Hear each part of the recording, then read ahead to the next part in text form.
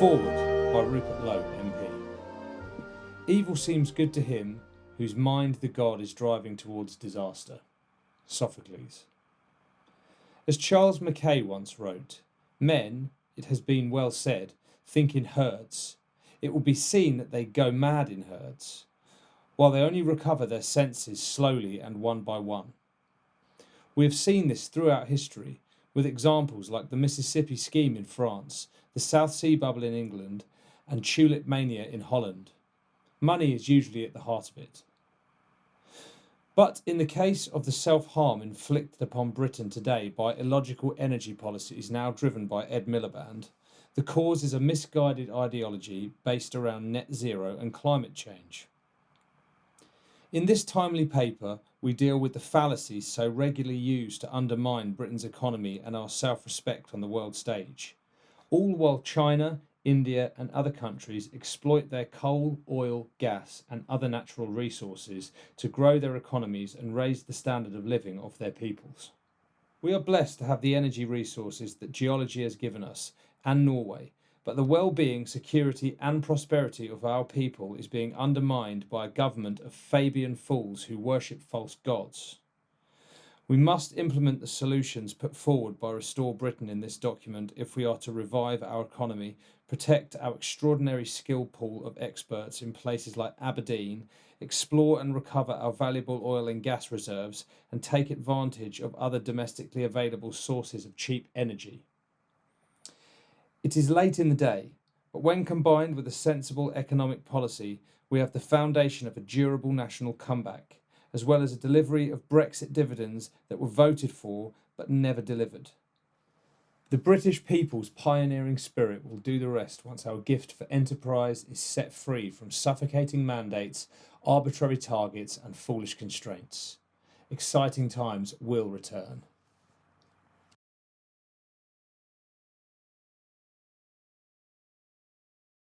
Energy is the lifeblood of any developed first world economy. An abundance of energy makes for a prosperous nation. First and foremost, then, it should be cheap, reliable, competitive, and scalable. If that means investment in fossil fuels, as right now it does, then so be it.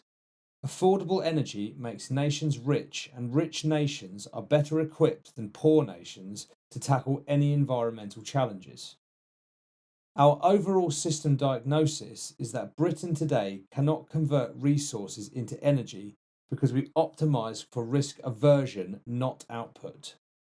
We are governed by institutions that put process before delivery and compliance before capacity. Projects get delayed beyond their economic life, investors cannot count on stable returns, and regulatory layers multiply without accountability. Yet energy usage is the best proxy we have for real industrial capability. It measures the part of the economy that deal with the world of atoms rather than the world of bytes. If anything, we ought to regard kilowatt hour per capita divided by the cost per kilowatt hour as a more meaningful metric of national capability than GDP per capita. This would put China already ahead of the United States and even further ahead of us. In Britain and across the West, meanwhile, economic policy continues to be conducted by recourse to financial metrics. We get caught in a never-ending loop of conversations about GDP growth, productivity statistics, fiscal balances, and interest rates. The Chinese have optimised for the right variable in the same period that Western countries have increasingly optimised for abstract variables that distract us from the real world. At Restore Britain, we depart from this short-sighted model. Financial metrics are not the foundations of national capability. They are downstream indicators. The upstream drivers are at once simpler and more physical. A modern nation ultimately depends upon a small number of base inputs: people, food, and energy, the real stuff of economic life. Without people to work, food to sustain them, and energy to power machines, no amount of financial finesse can make a country prosperous.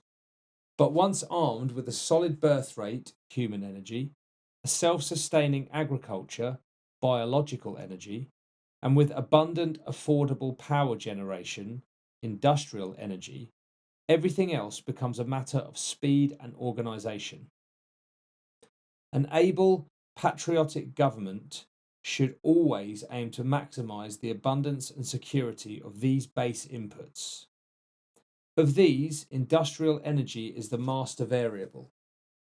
Every single sector of a modern economy, manufacturing, construction, transport, computers, housing, and increasingly AI, is downstream of the energy system. When energy is plentiful and cheap, the entire lot performs better. When energy becomes scarce and expensive, economic productivity suffers. Overall, energy should be valued as strategic national infrastructure, not treated as an environmental compliance problem. The countries that will dominate the coming decades are unlikely to be those who optimize for financial efficiency. They will be the ones that secure abundance at the base layers of the system. An intelligent domestic energy policy has to be about more than just lowering prices. At Restore, we also believe that it must serve national security. In the modern world, sovereignty means next to nothing if it is not backed by energy independence. Foreign powers can own part of our energy infrastructure, subject to obvious security checks, because at this time we need all of the capital resources we can get. But it should always remain under our own legislative control so that we are never held to ransom by outside forces. The debate now raging about energy bills shows that the British people are struggling. Relative to our competitors, we pay through the nose for the power we need to function as a first world economy. This will not be solved by short term thinking or fiddling with price caps on bills. Ultimately, what we need is not eye catching measures aimed at temporary relief, but a long term vision for national prosperity. This paper's remit.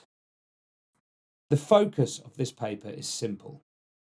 Our aim is to present how a Restore Britain government would foster the conditions for cheap and abundant energy at home.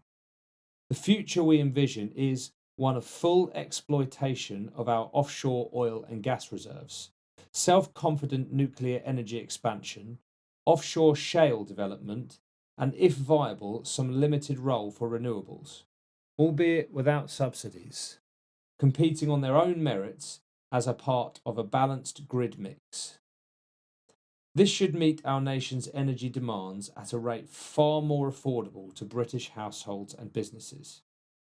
On its own, though, this is not enough to make energy cheap and thus restore Britain to prosperity. We will also need to embark upon a mass removal of our binding net zero commitments, the vast majority of which are smothering our economy to no worthwhile end. This means canning the expensive but locked in contracts that we already have with subsidised renewables companies.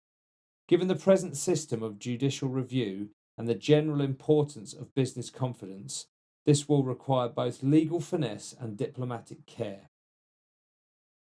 The ownership structure, reinforcement requirements, and storage needs of the national grid, along with associated transmission infrastructure, will be determined at a later stage. They lie beyond the remit of this paper. However, the total repeal of existing net zero legislation would, in itself, address a substantial proportion of these challenges. A Restore Britain government would also work to establish a system of dynamic energy pricing for both industrial and commercial users. As a result, electricity costs will more accurately reflect real-time supply and demand conditions.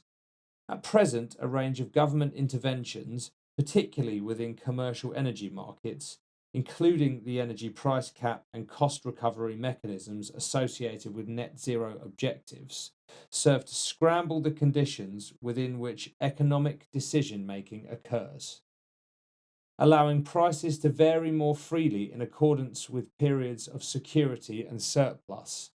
would improve the efficiency of the existing energy system by strengthening demand-side responsiveness. This would encourage consumption to shift away from peak periods, reducing system strain and improving overall utilisation of generation and network infrastructure.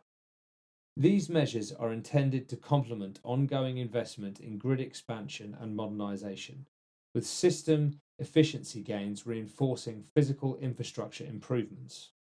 Both commercial and industrial energy users would retain full flexibility to manage exposure to price volatility through private contractual arrangements, including fixed price contracts, indexed tariffs, and hedging instruments. This ensures that consumers can choose the level of price certainty or market exposure that best fits their needs.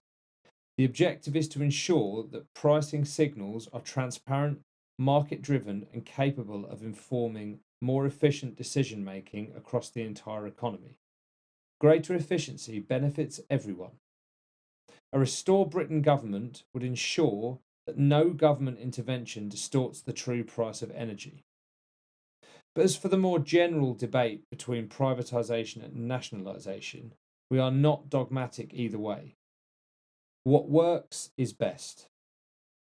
Our objective is a responsible energy policy that puts Britain's interest first, not national suicide for the sake of increasingly expensive luxury benefits. Net zero self-harm.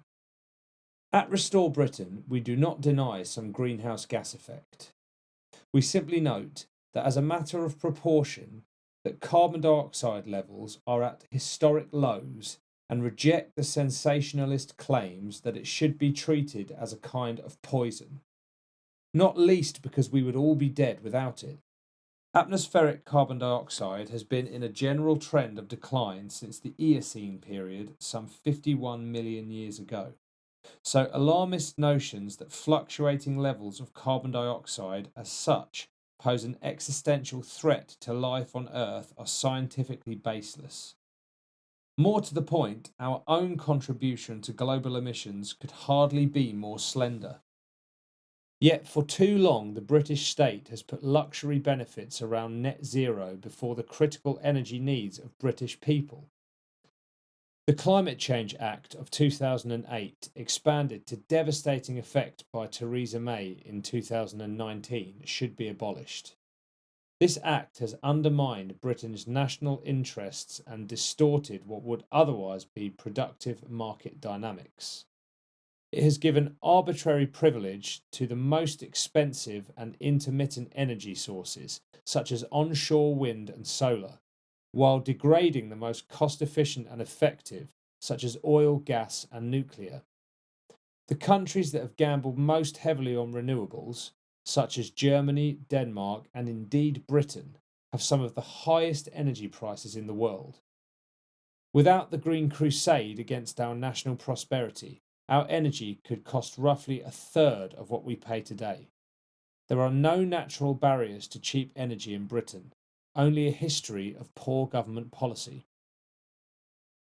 In addition to the constraint and backup payments forced upon us by the drive for renewables at all costs, there is the vital matter of inertia. Inertia is crucial to keeping the grid stabilised. It was the lack of it that caused the Spanish blackout in 2025. This spread from Spain into Portugal, but it was stopped in France.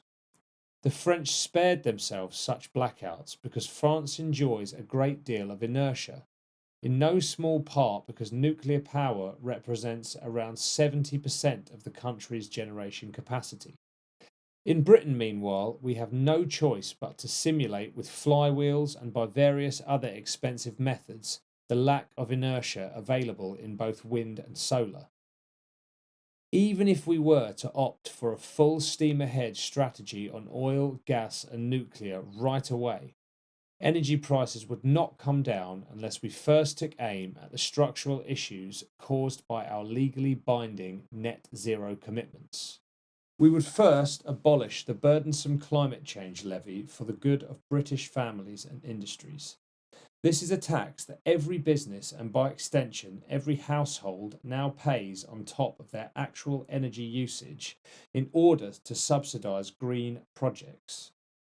To fulfil our currently binding net zero commitments, the Climate Change Committee itself grants that we will be forced to spend an average of £26 billion per year on the decarbonisation crusade between now and 2050. This is before we even get onto the staggering opportunity cost incurred by undermining our car industry, our pottery industry, our chemical industry, and so on. In order to save ourselves this money, ease the burden on our economy, and reinvigorate our manufacturing base, we at Restore Britain commit to repealing the Climate Change Act of 2008. This would remove subsidies from supposedly world-saving projects that cannot even support themselves, bring an end to costly carbon capture and storage initiatives, and sweep aside other forms of expensive waste made mandatory by the existing system. Renewables at present are so expensive, we could, in principle, lose them all tomorrow without any real effect on the grid besides making it cheaper and stabler. The government misleads us with statistics in presenting the cost of net zero. Their use of levelised cost of electricity, LCOE, figures create a false impression of cheap renewables, while the actual price paid by households and businesses includes constraint payments, inertia and balancing services, grid reinforcement, and other system costs that are socialised across all electricity bills. British households and businesses do not pay a levelised cost. They pay the price that appears on their bills every month or quarter.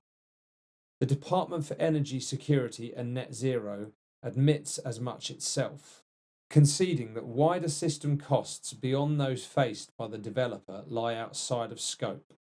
That covers the levies that fund preferential contracts for difference, the balancing services, constraint payments, inertia provision, and grid upgrades required by intermittent renewables. All other metrics are secondary. It should be noted that levies that fund renewables obligation certificate payments for wind and solar generations represent substantially larger subsidiaries than those provided under CFD arrangements. Since these ROC levies are governed by statutory legislation rather than contractual agreements, they can be cancelled with ease. We would do so at once, reinforced by an Act of Parliament, without breaching existing contracts or exposing Britain to reputational risk. The alternative is to continue forcing obscene energy costs down the throats of a struggling British public. For a time, we would also make a point of publishing the figures for monthly subsidies spent on renewables, so that the British people are kept maximally informed during the transition away from net zero. The two major metrics should be the total cost of subsidised energy and the cost per average household. As with any phenomenon as architectonic as energy, there are knock-on effects for the rest of life too. So-called Energy Performance Certificates, EPCs, are a case in point, made mandatory by the British state. These are assessment tools that give an energy efficiency rating for every building across the land, whether upon construction, sale, or rent. The idea is to make sure that our built environment measures up to the grandiose scheme of social engineers in Westminster, when in reality they achieve nothing of practical value. EPCs are costly to obtain, so these costs are invariably passed on to the consumer. Landlords are effectively forced to spend money implementing energy upgrades, for if they fail to do so, they risk having their assets removed from the private rental market. This is a particularly devastating dynamic for the government to foster within such a sector. Because so many young Britons, already disinherited in countless ways, have come to depend upon a competitive market and plentiful stock among landlords in order to bring down their monthly rent. Needless to say, EPCs, also have dramatic implications for factories and other industrial buildings, with significant compliance costs for anyone productive and engaged in constructing, selling, or leasing non-domestic properties. Under a Restore Britain government, EPCs would become entirely voluntary, to be brandished as a unique selling point to potential buyers, tenants, or leaseholders, as and when property owners wish. It has been estimated that over time, this could save the non-domestic sector up to £33 billion, if not more, in meeting top-down dictates at the expense of the needs of industry. EPCs should then be based on a property's insulation features alone, not net zero related values. While not technically related to our binding net zero commitments, the Carbon Price Support (CPS) mechanism, designed to punish fossil fuel use, would also be scrapped. It needlessly burdens industry and makes Britain uncompetitive. One major challenge in the way of eliminating net zero related costs is the fact that past governments, as well as the present one, have already made us hostage to certain contracts with renewable providers, locked in at high prices for a period of 20 years. We should do everything in our power to rescue taxpayers from footing such irresponsible liabilities agreed by previous governments, but it is also vital that we act in good faith and maintain business confidence. The task to navigate ways around these contracts will therefore have to be subtle. Reform UK has committed to striking down contracts awarded in allocation round 7, which is to say those struck in the last 12 months. Alas, giving advance notice of one's intentions to rip up a contract does not automatically render the matter non-justiciable. To think otherwise is naive. Our alternative strategy in the case of wind farms would be to invoke existing laws for the protection of birds and other animals to address the well-established harm caused by 200-mile-per-hour turbines. We would impose a windfall tax above a certain threshold, as well as a legal duty on all wind and solar farms to restore any land under management to its initial pre-installation state, right to the very foundations. On the positive side, we would explore opportunities to give contract holders a financial stake in the success of more reliable, scalable, dispatchable sources of energy, oil, gas, nuclear, that a Restore government would favour. As a last resort, Restore Britain's Great Clarification Act, GCA, first presented in our mass deportations paper, would also provide helpful in dissuading costly judicial review efforts and batting away disruptive court decisions. This would establish a 2-track correction bill process whereby, if triggered in response to some controversial court decisions, no more than a simple majority in the House of Commons is required either to give legal force to non-judiciable government dissent from the ruling or to ensure straightforward repeal of the laws, sections and or subsections cited by the controversial ruling, so that the government may continue its policy unhindered. Another challenge we face is that much of our legislation covering net zero extends into existing trade agreements, some of which incorporate them. Our post-Brexit Trade and Cooperation Agreement, TCA, with the European Union is one such example. The TCA affirms cooperation on carbon pricing and effective implementation of the Paris Agreement. It also contains non-regression clauses included to deter either Britain or the EU from backsliding on net zero commitments, as the TCA itself specifies, in a manner affecting trade or investment between two parties, so as to give unfair advantage. Unilateral repeal of our own binding net zero aims could in principle be met with trade retaliation or simply sour our relationship. A potential silver lining, however, is that the relevant clauses within the TCA are more general aspirations than strict obligations mandating specific policies. Since it is not feasible to attempt everything at once, we shall do our best to minimise friction with the EU. Bad blood is in neither of our interests. We would therefore begin by seeking sensible amendments to Articles 391, 392, and 764 of the TCA. If, as seems highly probable by the 2030s, there are like minded governments in France and Germany, the two major powers within the EU, this will be far easier to accomplish. Across Europe as a whole, too, it is gradually dawning on national elites that dogmatic net zero targets are a luxury that can no longer be afforded. By the 2030s, that realisation will no doubt be further advanced as the economic damage wreaked by such policies becomes more apparent.